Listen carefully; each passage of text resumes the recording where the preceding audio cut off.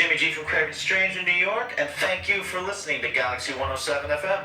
Galaxy rocks. More music, more Galaxy. Next. It's 11:03. It's 15 degrees. 15 degrees. We're heading for a high today of 18 degrees. It's going to be a bit of a struggle, but absolutely what a blinder of a day outside. Joined by new coming royalty to country and western, and described or known as through British Columbia as the little firecracker with the big hair, Nicole Sumerlyn, Canadian country singer-songwriter. A pleasure to meet you, Nicole. It's a pleasure to meet you. Thank you guys so much for letting me come on the little show. Oh, look, it is an absolute pleasure to have you on board with us this morning, right here in New Zealand. And we absolutely love your music. Believe me, we've been given this piece of work of yours that we're going to be premiering here this morning. And we're going to be also talking about the video and everything that went into it, how you constructed the song, where the lyrics came from, all the bits and pieces. But first of all, I want to know a little bit about you and what constructs you as Nicole Sumerlyn, the Canadian country singer-songwriter. Now, your influences are Willie Nelson, Patsy Cline, and Johnny Cash. Now, and Miranda Lambert. Tell me about that. You got brought up with this music? I did. Like we were chatting before, and I listened to a lot of traditional country music growing up, so all the greats, and so that traditional sound comes out in my music a lot. And the reason why I bought country music in the first place is just because it's so honest. It's about, it is 3/4 of the truth. It's telling life stories that people aren't afraid to tell. That's super, super important to me. Miranda Lambert is probably, and Gretchen Wilson, both of them are, kind of hand in hand on my absolute favorites. They're both powerful females that don't really stand down for anything. Like, they do their own thing, and they're kicking butt right now, and it's really nice and I try to follow their footsteps in that way. I can actually see you being in that list, in a young entertainers list of influences in the next number of years. I really can. I can see you making the Grand Ole Opry. We were talking a wee while before that you visited there, and I'm sure that you want to be up on that stage. Oh, of course. It's incredible. I mean, I remember standing just on a little tour when we went. I was 16 years old. We stood in the circle, and it's just, I'm sure there's a million spirits swarming around, but it's just standing there and looking out. It's incredible. But thank you. Those are very sweet words. Well, we can actually see that happening in the near future, and believe me, the Grand Ole Opry, it's steeped in so much history that I can see you making your mark on that stage as much as, say, Patsy Cline or Dolly Parton. Thank you. That's very nice of you. No, we can absolutely see that, and believe me, we've had a good talk about this prior to meeting you, and believe me, the whole staff here just absolutely love your music and love your work. Now, you're also part of or nominated for the award for Ray McCauley and the music video for that as well. Now, tell me about that. Yeah, I've been second ballot nominee for the BCCMA, so that's the Association for BC Country. And yeah, I've been 2 times, so we were nominated for the Music Video of the Year in 2015 for Let's Get Country, and then Ray McCauley New Prize of the Year. So they're both great honors to have. Very, very cool. Now, I also want to talk to you about the song that we're going to play for you, Let's Get Country. How did you come to the lyrics of that? And believe me, how did you structure the music to come out so professionally that it is an absolutely brilliant song? Thanks. I actually wrote that song when I was 15, so that was about 5 years ago now, and honestly, I just wanted to write a really fun country anthem kind of thing. All of those lyrics are lyrics that I've personally, gone through and had fun with, and writing, I wrote it by myself, and the song itself was never supposed to do what it did. I had written it and gave it to my guitar player producer at the time. We're like, let's make a little demo and just kind of share the song with people, because it was really special to me at the time, and still is today. and it just kind of escalated from there. And then Gene Greenwood, who is the videographer, he just wanted to jump on board, and we got this whole thing going. But I just wanted it to be really fun, like nothing serious, which I'm not really like. It was a lot of fun, a lot of country redneck crap going on.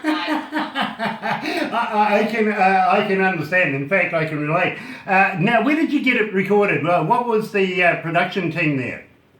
Yeah, that was honestly, it was just myself and my guitar player. We did that all each other. Everything was done with software programs at his studio. His name is Talon Weber. And, like I said, like we never expected it to do what it did. We just wanted it to be a demo form and just kind of get the song out there because I wanted to share it. It got a little bit more popular throughout the time. So, yeah, it was a basic procedure, but it was a good snapshot of where I was in my life at that point.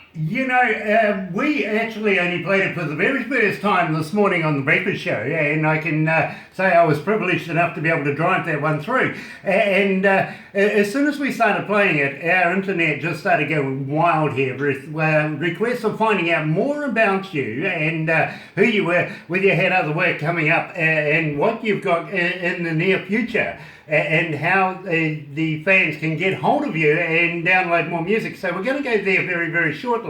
But we're also going to touch upon, this interview is going to be put into Crank It Up magazine, and you're going to be able to see that in Indie Garage and Web TV there. Now, you're being introduced into Crank It Up magazine. That puts you there with the owners who say they are wanting to do tours around the world and down here, down under. And if you're really lucky, we might actually share you with the Australians, just over there. Okay. Yeah, we got one of those things happening between New Zealand and Australia, much like the Canadians and Americans. Americans can't play ice hockey, can they?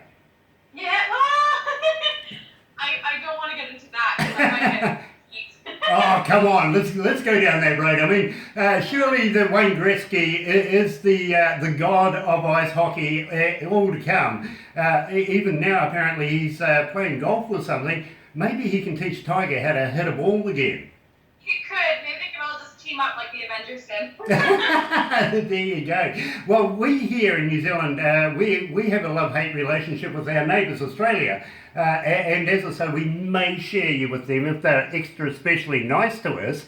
But our national sport is rugby union here in New Zealand. And of course, the All Blacks are the world champions, which means Australians aren't.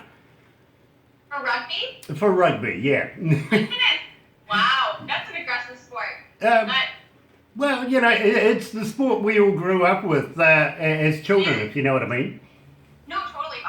A lot of high school, my specific high school was really into rugby. Like that was their, a lot in America it's football, and you think here is hockey, but a lot of schools don't really have hockey teams. So rugby was ours, and was taken very seriously. And my friends that I had then, still to the day, have injuries. So I'm never a sports person. Like I tried, I really did. I played softball and basketball when I was really young, and I just couldn't. I'm so uncoordinated. It was bad. Well, I was the last person they'd pick on the team.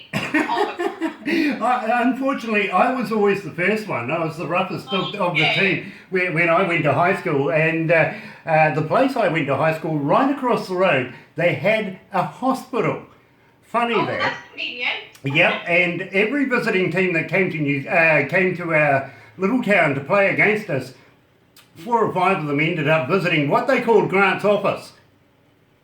And we used to send them across the road on a stretcher. So I can relate to people having injuries, and believe me, I sustained a few in my time too. It took a bit of effort to put them in hospital at my own expense. So you can understand it is a rough sport, and I appreciate that you're quite familiar with the game. And now, I really am. I'm absolutely fascinated with your little choker thing there. You were telling me before you went out, and you're a sustainable buyer. Yeah, I don't like buying expensive things. I think it's nice to have like that one staple item in your closet. You're like, okay, this will last me a couple years. But it really hurts dropping $200 on a shirt. I go right to the back when I'm in the store, and I'm bargaining, and not bargaining necessarily, but I'm trying to find the best deal, and anything over $20 is out of my limit. I fully understand, I really do. I can't remember the last time I saw a $20 note, to be honest. I leave that to the wife, she does everything like that. Yeah. She really does. But I see that you would fit in very, very well with the women here in New Zealand with that attitude, to be very honest with you, I really do. Now, I also got to ask you, and somebody asked me via an email, her name was Fiona, she asked, what's your marital status? What, my what, sorry? What's your marital status? Have you got a boyfriend? Are you married? Or are you single? Cool. I do have a boyfriend. His name is Nick, actually, so people think that's funny with Nick and Nick. Yeah, he's great. He actually played rugby too when he was growing up, so he loves that. Yeah, we're very happy. It's been a year this weekend, actually. Nice. And does he play in the band, or is he just a big fan? No, he does not play.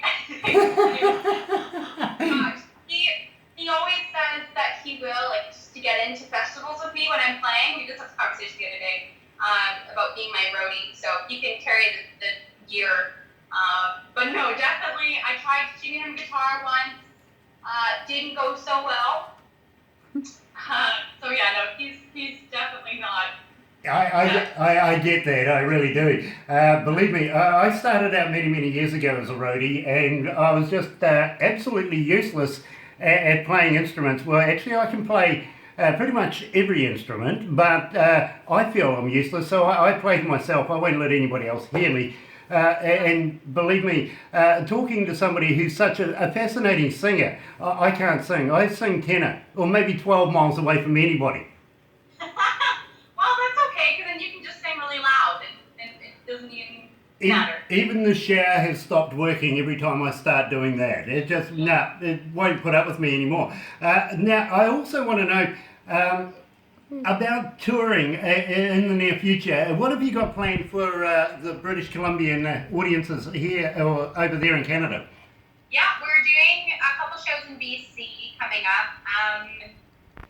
Possibly going up to Alberta for a couple of shows, but we're playing Sunfest, which is a big festival out here. A couple rodeos and beer festivals. Those are my favorite. Yeah, we have my band and I. We like our drinks. So whenever we get to play at the beer festival, it's always a good time. When we get you guys down here, and that's what I was touching on before with Crank It Up magazine, doing a tour here in New Zealand, I'd love to show you around our country, yourselves and your band.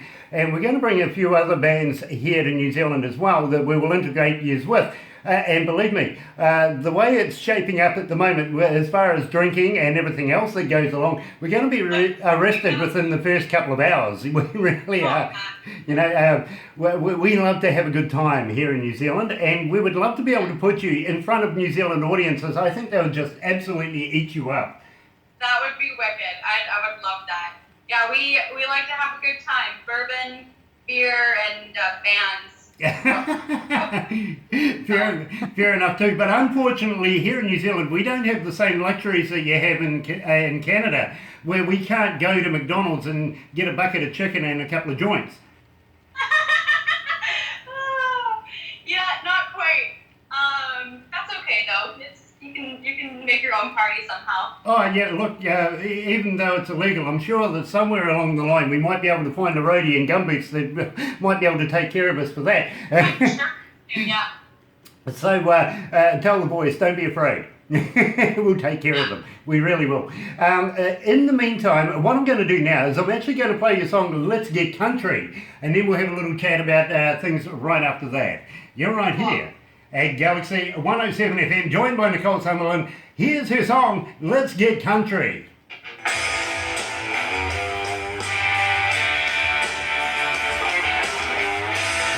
Love this song. Yeah, it's nice. Love this song. Right, we'll get more work. Ooh, I love this track, Nicole. Thank you. Really do. I want to talk about opening for Brett Kissel and some of the other people that you've opened for. Brett Kessel, that was probably one of my first very big shows I did.